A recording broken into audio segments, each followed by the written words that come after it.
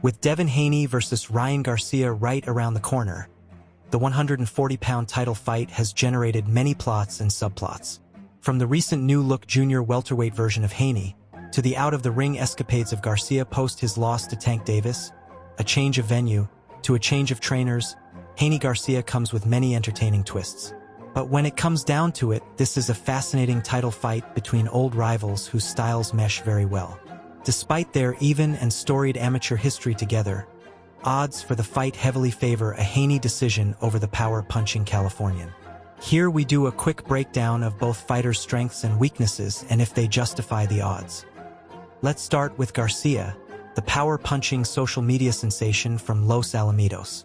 What he brings to the table here is great height and reach for the division, with great speed and combination punching at long range, primarily with his left hand to the head and body.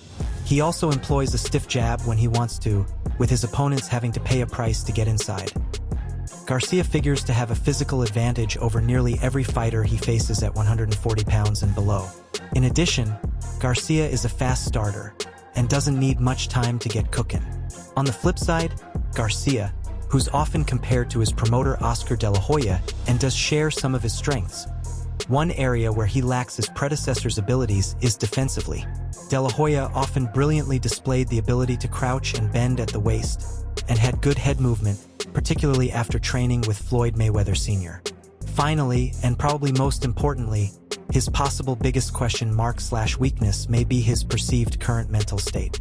Living much of his life on social media, he's shared his pain with his millions of followers, which brings us to his opponent. Devin Haney presents as the antithesis of Garcia in almost every way. Not always overly exciting yet productive. Extremely focused on his goal of being a great boxing champion without looking to the left or right. So what are his strengths and weaknesses heading into April 20th? Haney is a terrific technician with terrific movement and defense. He also shows improved physical strength and power at 140 pounds.